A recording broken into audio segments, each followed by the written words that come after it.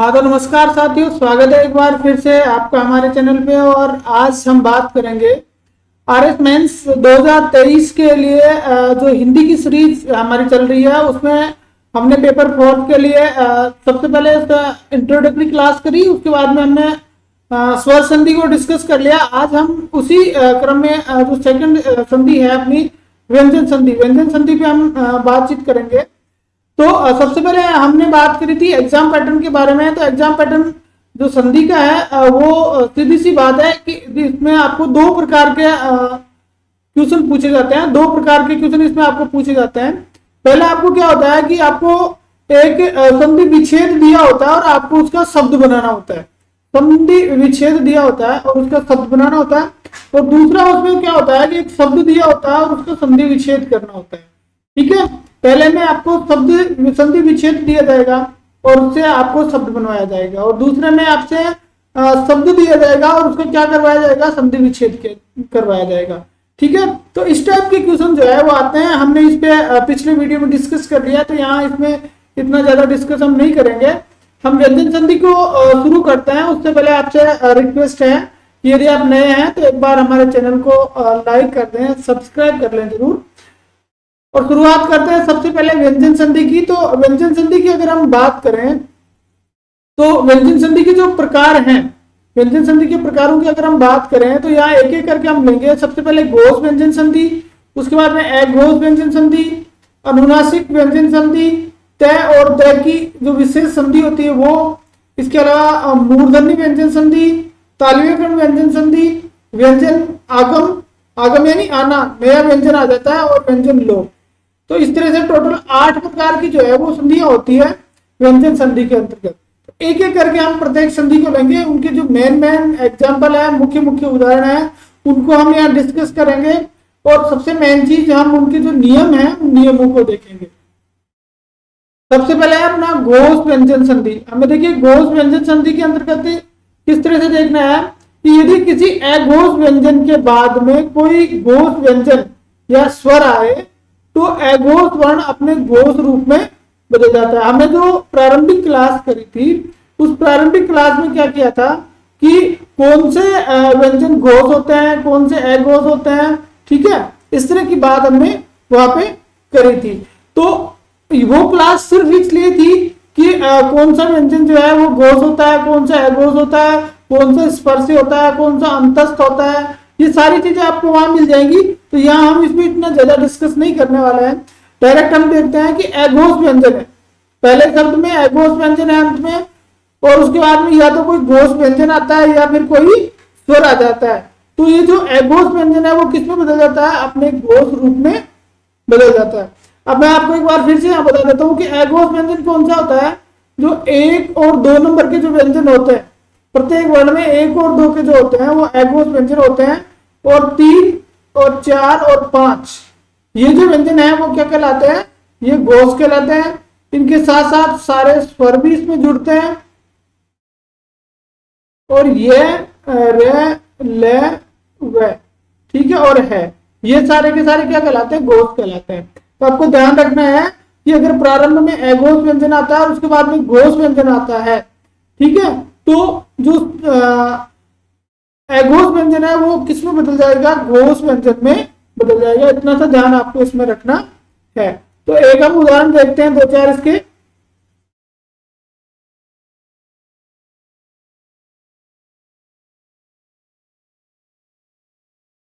सबसे पहले देखिए प्राग प्लस ऐतिहासिक, प्राग प्लस ऐतिहासिक। देखिए यहाँ पे क्या आ रहा है, क आ रहा है, और शुरू में क्या आ रहा है, स्वर आ रहा है। तो क अघोष व्यंजन है और इसकी संधि किससे हो रही है, ऐसे हो रही है। ठीक है, तो ये जो क है वो किस में बदल जाएगा, अपने घोष व्यंजन में बदल जाएगा। तो क का जो घोष व्यंजन है वो क्या होता है, ग होता है। क का क्या होता है, ग होता है। तो क किस में बदल जाएगा, ग में बदल जाएगा, और साथ में जुड़ जाएगा क्या, ए। तो ये क्या हो जाएगा, गे हो जाएगा। बाकी सारी चीजें ऐसी कैसे आ जाएंगी, तो इसका क्या हो जाएगा, प्रागैतिहासिक, प्रागैतिहासिक। ये बस ये चीज आपको यहाँ ध्यान रखनी है कि यदि किसी अघोष व्यंजन के बाद में, यदि किसी अघोष व्यंजन के बाद में कोई घोष व्यंजन आता है तो जो एघोष व्यंजन है वो अपने घोष रूप में बदल जाते हैं। यहाँ पे यही हुआ है, क्या एघोष व्यंजन था, उसके बाद में स्वर आया, तो स्वर क्या होता है, घोष में आता है। ठीक है, स्वर को ये लगे को और 3, 4 और 5 ये घोष में माने जाते हैं ना। तो कै किस में बदल गया, ग में बदल गया, कै ग में बदल गया और एक के साथ जुड़ गया तो गई हो गया। अभी प्राग ऐतिहासिक की जगह प्राग ऐतिहासिक हो गया। क्या हो गया, प्राग ऐतिहासिक। इस तरह से आपको शब्दों को तोड़ के, वर्णों को तोड़ के किस तरह से वो जुड़ रहे हैं उनको इसको मिलाना आपको आना चाहिए, ताकि आपकी संधि का जो प्रत्येक एग्जाम्पल है, प्रत्येक जो उदाहरण है आपका संधि का, वो बिल्कुल सही जाए। इसके लिए आपको इस तरह से शब्दों को जोड़ना जरूरी है। ठीक है, नेक्स्ट में हम अगली बात करते हैं। अब यहाँ इसको ज्यादा उतना खोल के नहीं बताएंगे, सीधा चलते हैं।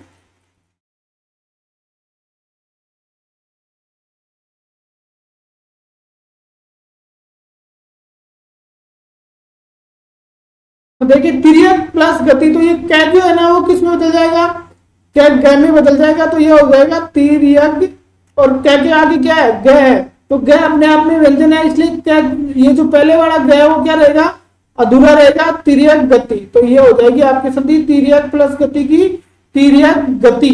ग पहले वाला जो है वो क्या रहेगा, आधा रहेगा। इसी तरह सम्यक प्लस ज्ञान, तो कै किस में बदल जाएगा, ग में बदलेगा, तो सम्यक और ज्ञान जो है वो वापस ऐसे कैसा जाएगा, तो सम्यक ज्ञान। दिक प्लस अंत, दिक प्लस अंत, तो क्या किस में बदला, ग में, तो ये हो गया आपका दिगंत। अब देखिए ग के बाद में कैसे हुआ, जैसे ये दिक था तो दिक प्लस अंत था ना, तो यहाँ पे क्या हुआ कि क्या किस में बदला, ग में बदला, और ग के बाद में क्या है, ए है, तो ग और मिलके बन के पूरा ग बन गया, और शुरू में करने लग गया दी, और ऊपर बिंदु थी तो दिगंत। ठीक है, तो यहाँ ये ध्यान रखना है कि यदि किसी वर्ण के बाद में, किसी व्यंजन के बाद में अगर स्वर आ रहा है तो वो व्यंजन फिर पूरा हो जाता है। व्यंजन फिर उस स्वर के मिलने से क्या हो जाता है, पूरा हो जाता है। हमने व्यंजन की जो परिभाषा पढ़ी थी, वो परिभाषा हमने यही पढ़ी थी कि व्यंजन वो होते हैं जो किसी स्वर की सहायता से बोले और लिखे जाते हैं। ठीक है, तो ग के साथ जब ए मिल गया तो ग क्या हो गया, पूरा हो गया। अगर व्यंजन के बाद में व्यंजन आ रहा है तो फिर वहां पे क्या होगा, वहां पे वो व्यंजन आधा ही आएगा। जैसे सम्यक प्लस ज्ञान, तो कै के बाद में क्या आ रहा है, गे आ रहा है, तो दोनों व्यंजन आ रहे हैं, इसलिए कै का ग हुआ वो आधा ही रहेगा। इस तरह से आपको ध्यान रखना है। अगली हम बात करें आगे, तो यहाँ पे देखिए पग प्लस विकार, एक मिनट, अगला अपना त्वक प्लस विकार, तो क्या क्या क्या रहेगा, तो त्वग गप, देखिए वी है आता है, तो त्वग प्लस विकार इस तरह से होगा, त्वग विकार, त्वग विकार। ठीक है, तो इसके बाद में अच प्लस अंत, तो अच प्लस अंत, तो यहाँ पे देखिए जो च है, ये च किस में बनेगा, च अपने घोष व्यंजन के रूप में चला जाएगा, तो च का घोष होता है ज, और आगे क्या है, तो ज हो गया पूरा, तो ये क्या हो गया, अजंत। अच प्लस अंत तो क्या हो गया, अजंत। इसकी तरह सट प्लस अंत, तो ट का जो है, ट अपने घोष रूप में जाएगा, और ट का घोष रूप होता है ढ। ठीक है, तो ये क्या हो गया, च ड़ और अंग, सड़ंग। ठीक है, इसी तरह सट रस। अब यहाँ पे देखिए ट ड़ और ट, अब यहाँ पे हलंत आएगा, क्यों आएगा, क्योंकि ये जो ट है, ट का अपने घोष रूप में जाएगा, ट का घोष रूप ढ होता है। ठीक है, जो आधा होता है, उसके बाद में यहाँ पहले में स्वर था इसलिए ये पूरा हो गया, और यहाँ क्या है, आधा है। अब ये रस था ना, तो ये जो र है ना वो भी क्या लग जाएगा, यही लग जाएगा, तो ये ऐसे बन जाएगा सड़रस, सड़रस। ठीक है, सड़रस बन जाएगा इस तरह से। नेक्स्ट में हम चलते हैं चित्त प्लस आकार, तो तय जो है वो अपने किस में बदल जाएगा, तय अपने घोष रूप में बदल जाएगा, और तय का घोष क्या होता है, तीसरा, पहले का तीसरा, दूसरे का चौथा, ये याद रखना है, पहले का तीसरा और दूसरे का चौथा। तो चित्त प्लस आकार, तो ये क्या हो गया, चिदाकार। चित्त प्लस आकार का क्या हो गया, चिदाकार हो गया। इसी तरह व्रत प्लस आरण्यक, व्रत प्लस आरण्यक, तो तय का क्या हो जाएगा, वही, और आप पूरा है तो वृद्धारण्यक। व्यंजन के बाद में क्या है, व्यंजन के बाद में अपना स्वर है, इसलिए व्यंजन पूरा हो जाएगा वर्धारण्य। ठीक है, जगत प्लस ईस तो तय है। ठीक है, तो ये क्या हो जाएगा, जगदीश। ओ प्लस दार तो तय किस में बदलेगा, द में। और यहां पे देखिए द के बाद में क्या, आगे फिर से द है। और इस तरह से व्यंजन के बाद में व्यंजन है, तो पहले वाला व्यंजन ये जो द है वो क्या रहेगा, आधा रहेगा, तो पोदार। ठीक है, फिर इसी तरह से श्रीमत, तो तय फिर किस में बदलेगा, तय फिर द में बदलेगा, तो श्रीमद। और फिर आगे क्या है, व्यंजन है, तो व्यंजन ऐसे कैसा आएगा, भागवती, श्रीमद भागवती। तो श्रीमद भागवत जब भी लिखते हो तो उसके साथ हमेशा क्या लगता है, अलंत लगता है। क्यों लगता है, क्योंकि जब इसकी संधि होती है तो इसकी संधि होने के बाद में, इसकी जो संधि होती है उस संधि होने के बाद में उस संधि के साथ जो है वो दो व्यंजन एक साथ आ रहे हैं, इसलिए पहला जो द है वो क्या रहेगा, आधा रहेगा। ठीक है, नेक्स्ट में हम चलते हैं चित्त प्लस रूप। तो चीका ची आ गया और तय किस में बदल गया, द में बदल गया। अब देखिए रूप है तो रे आ जाएगा, तो चिद्रूप हो जाएगा। ये क्या हो जाएगा, चिद्रूप, बड़ी मात्रा की चिद्रूप हो जाएगा। ठीक है, देखिए अलंत है, देखिए यहां अलंत मानना है क्योंकि द यहाँ पे क्या है, अधूरा है। फिर अप प्लस जय, तो पै किस में बदल जाएगा, ब में। अपज, सत प्लस विचार, तो ये क्या हो गया, सद विचार। तो इस तरह से आपको ये ध्यान रखना है कि अगर किसी अघोष व्यंजन के बाद में, जैसे कि अपना पहला नियम था, ये आप स्पष्ट एक बार फिर से देख लें कि यदि किसी अघोष व्यंजन के बाद में कोई घोष व्यंजन या स्वर आता है, तो ये जो अघोष व्यंजन है वो किस में बदल जाएगा, अपने घोष व्यंजन में बदल जाएगा। यानी क और ख जो है वो, यानी पहला और दूसरा किस में बदल जाएगा, तीसरे और चौथे में बदलेंगे। ये हर प्रत्येक वर्ण में आपको ये ध्यान रखना है। च और छ जो है वो किस में बदल देंगे, जो अपने तीसरे और चौथे, तीसरा और चौथा में जय और झ में बदल जाएंगे। इस तरह से आपको याद रखना है कि प्रत्येक अघोष व्यंजन अपने घोष व्यंजन में बदल जाएगा। अब अघोष कौन से होते हैं, घोष कौन से होते हैं, इसमें डिटेल से देखने के लिए आप हमारे पिछले वीडियो को, जो इंट्रोडक्टरी क्लास हमने ली थी, उसको आप यहाँ पे देख सकते हैं। अभी हम देखते हैं जो सेकंड जो पार्ट आता है कि आपको एक शब्द दिया जाता है और उस शब्द के अंदर से जो है आपको विच्छेद करना होता है। तो जैसे वाग दत्ता, तो यहाँ ग बन रहा है ना, तो इसकी हो जाएगी वाग प्लस दत्ता। ये जो शब्द लिखा है उसमें ये ग आधा है। ठीक है, वाग दत्ता हो जाएगा। इसी तरह से ऋग्वेद, तो इसका हो जाएगा ऋग प्लस वेद, ऋग वेद। क और वह मिलके, क के बाद क्या जो है वो क्या हुआ था, आधा था, यहाँ भी आधा है, तो क का क्या बना था, ग बना था, तो ऋग्वेद। वाग विदग्धता, इसका हो जाएगा वाग प्लस विदग्धता।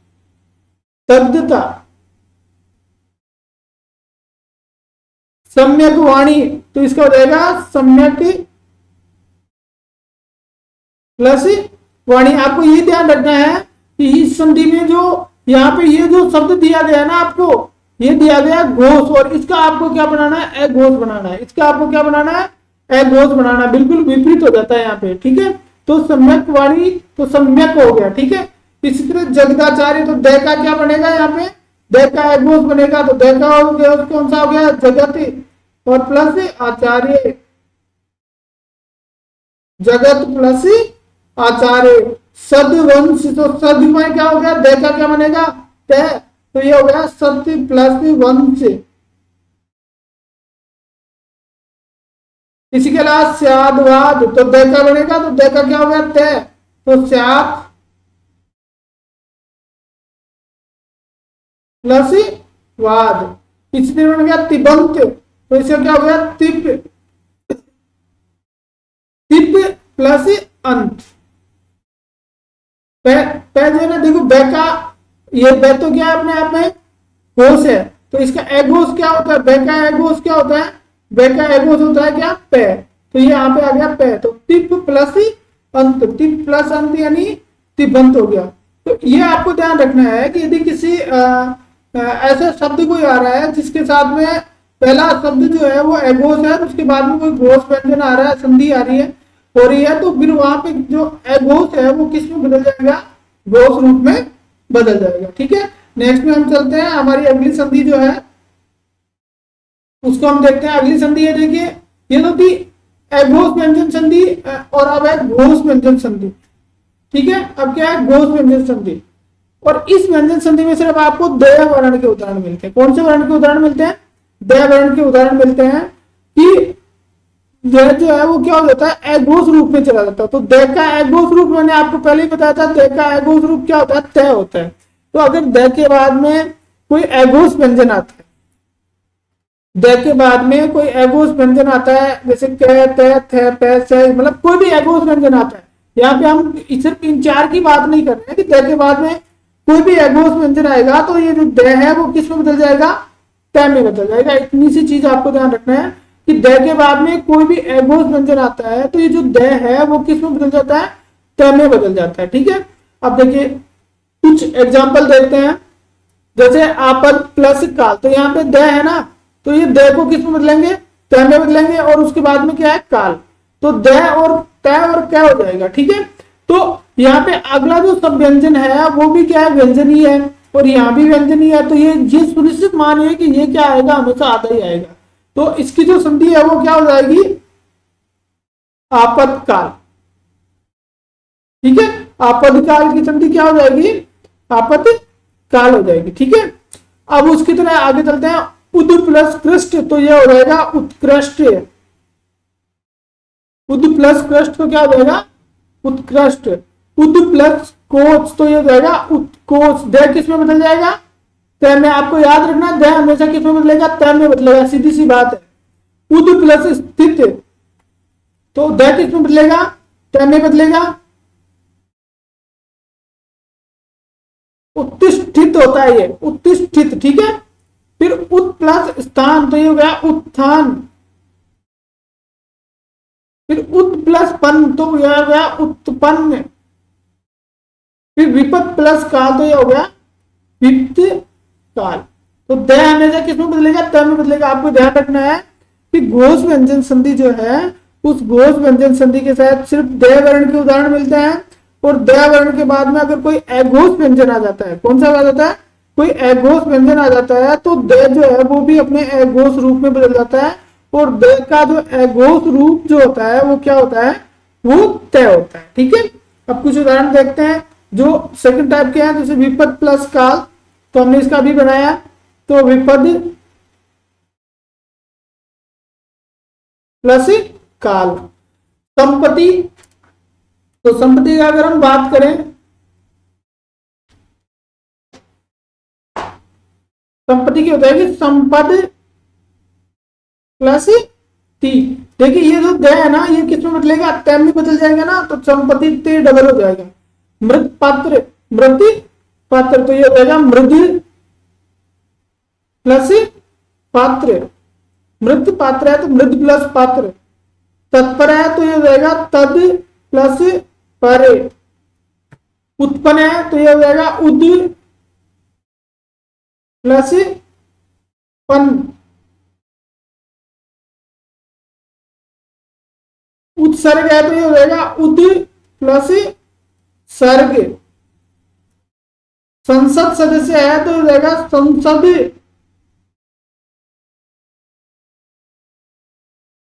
हलंत आएगा इसमें, ध्यान रखना, हलंत आएगा इसमें, संसद में हलंत आएगा, संसद प्लस सदस्य। और उपनिषद सार है तो इसका हो जाएगा उपनिषद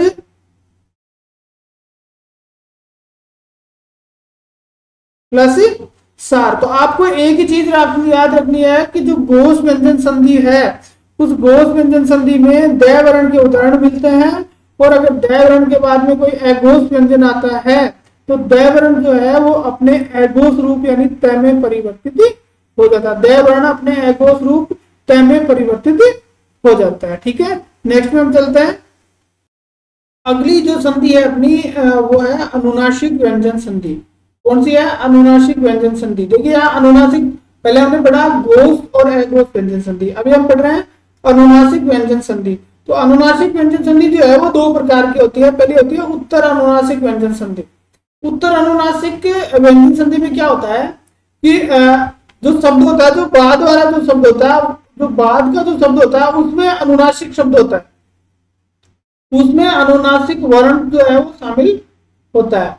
प्रारंभ का जो वर्ण होता है उसमें क्या होता है, बाद में जो होता है वो अनुनासिक होता है। पहला अनुनासिक होता है और बाद में अनुनासिक होता है। तो इसका जो अगर नियम हम देखें कि यदि किसी वर्ग के पहले अथवा तीसरे व्यंजन, ध्यान रखना एक और तीन, पहले अथवा तीसरे व्यंजन के बाद में कोई अनुनासिक व्यंजन, और अनुनासिक व्यंजन दो न और मैं, या न के उदाहरण मिलते हैं।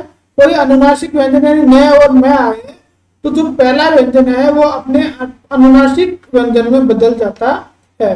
देखिए यहाँ पे एक चीज ध्यान रखना है आपको कि यहाँ पे क, च, क, च, फिर उसके बाद में ट, और उसके बाद में त, और उसके बाद में ट।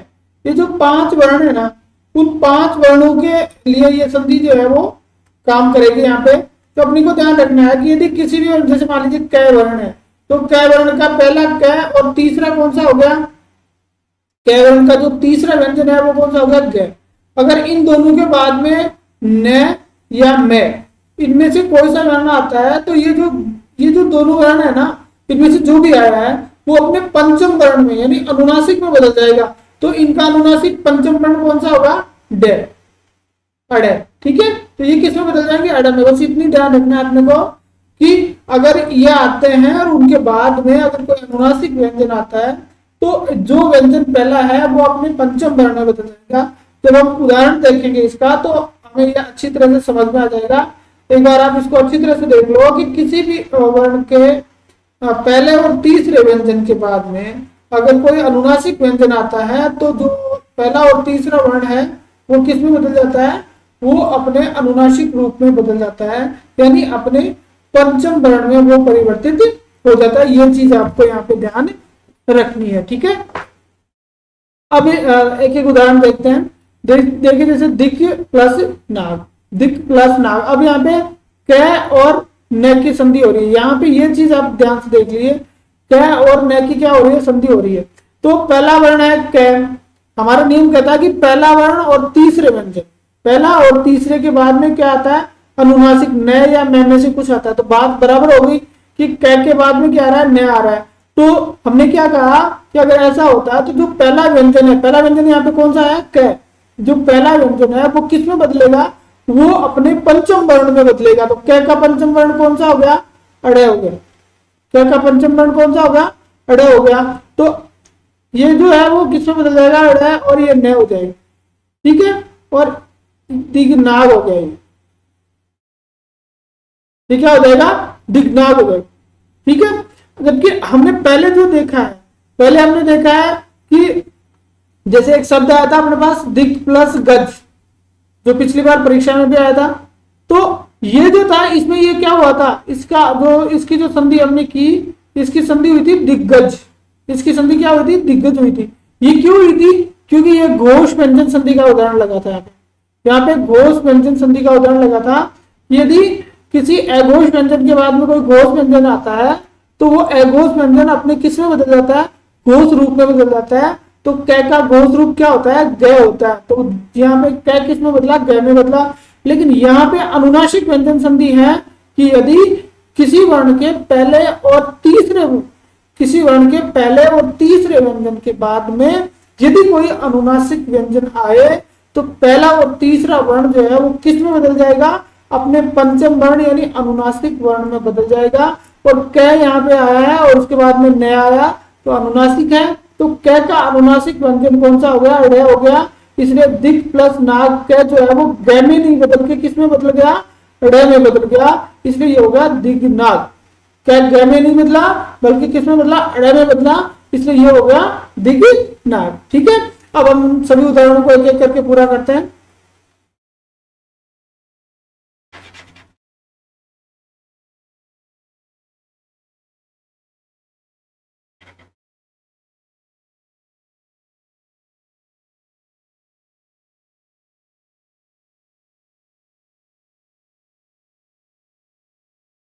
चलिए आगे देखिए, ये तो हमने बात कर ली दिक्नाक की, वाग प्लस निपुण, तो वही क्या किस में बदलेगा, रे में बदलेगा, तो वाग निपुण।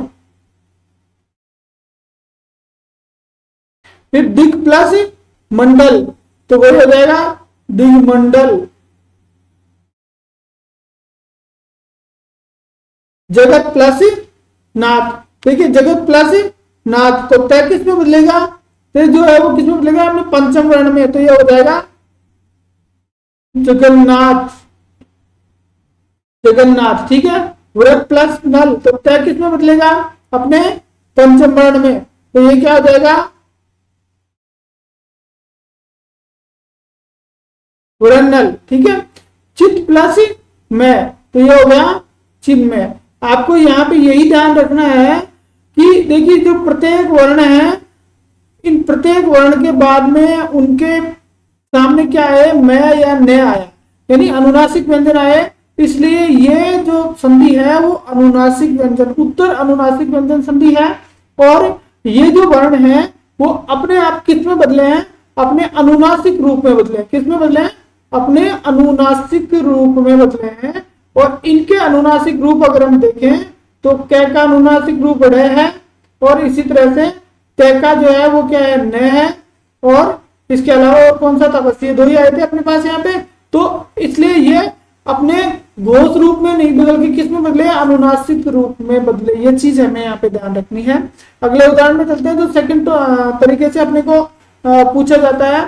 तो देखिए क्या है, उन्नयन, उन्नयन। ठीक है, तो आप हम देखिए ये संधि किसकी हुई, यहाँ पे हुई संधि, तो नेट जो है वो क्या है, अनुनासिक है, तो इसका क्या होगा, वहां पे निर्नुनासिक शब्द जो पहला और जो शब्द है वो क्या है, हो जाएगा उत प्लस नयन, उत प्लस नयन, संधि हो जाएगी उत प्लस नयन। यानी न का न तो निर्नुनासिक हुआ था, पंचम वर्ण हुआ था, तो प्रथम वर्ण में आ गया उन्मेष, उद प्लस मेष, सॉरी उत नहीं, उत प्लस मेष, उत प्लस मेष।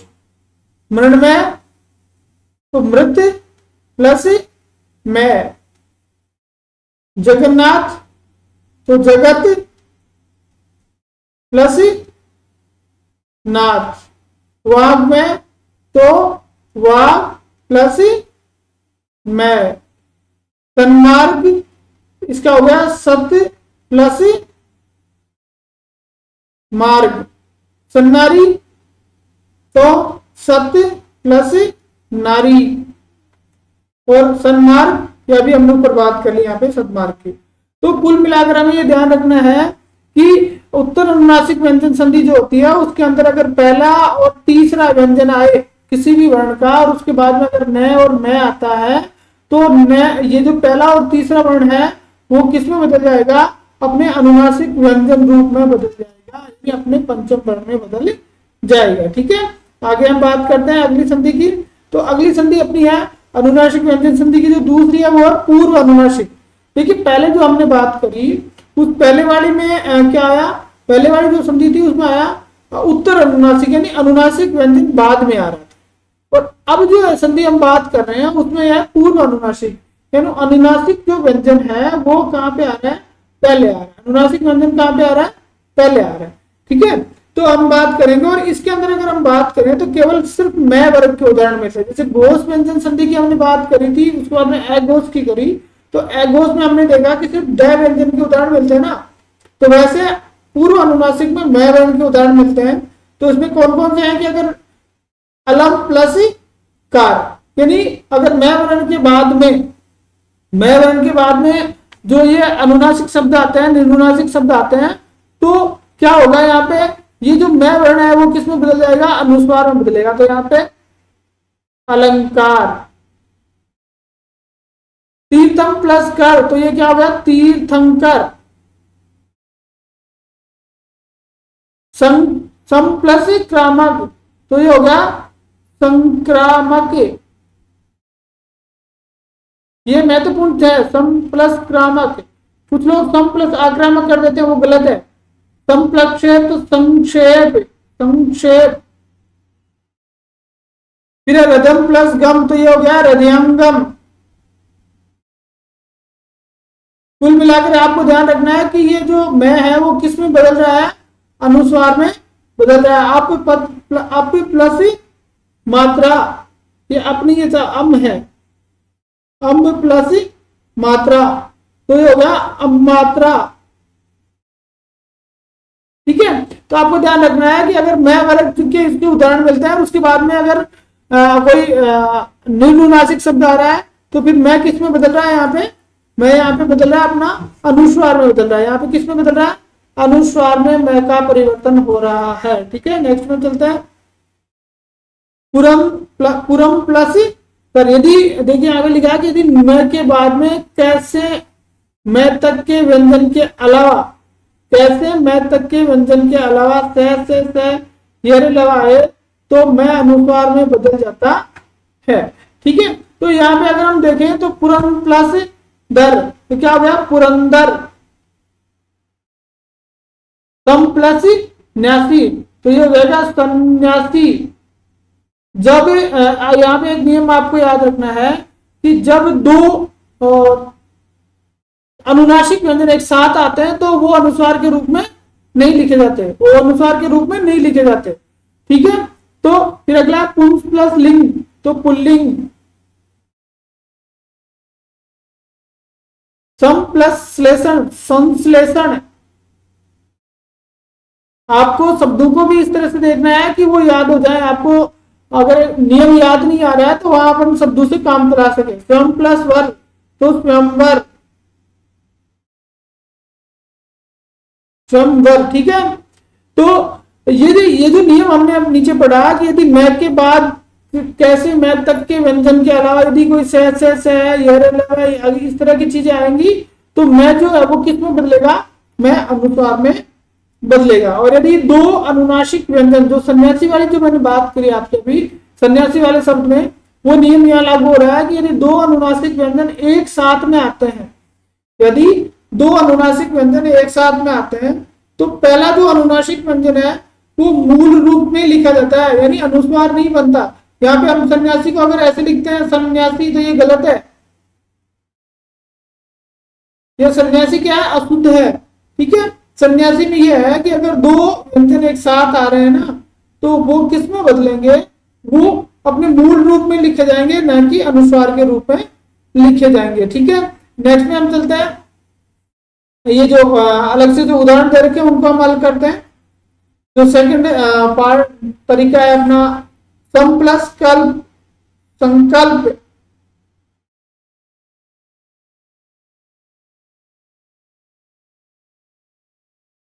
देखिए ये क्या है, दिवंगत। ठीक है, दिवम प्लस गति, सम प्लस गम, संगम।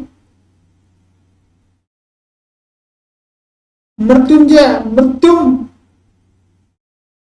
मृत्यु प्लस जय, चिरंजीवी, चिरम प्लस जीवी, ये अनंत है। संसार, सम प्लस सार, किंवदंती, किम प्लस वदंती,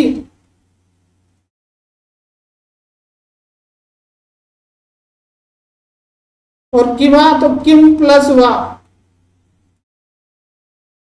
ये जो संधि है आपकी, ये है अपनी अनुनासिक व्यंजन संधि। तो हमने व्यंजन संधि के अंतर्गत तीन प्रकार की संधियां यहाँ पे पढ़ी। पहली पढ़ी घोष व्यंजन संधि, दूसरी हमने यहाँ पे पढ़ी है वो पढ़ी है अपने घोष व्यंजन संधि, फिर उसके बाद में हमने पढ़ी अनुनासिक व्यंजन संधि।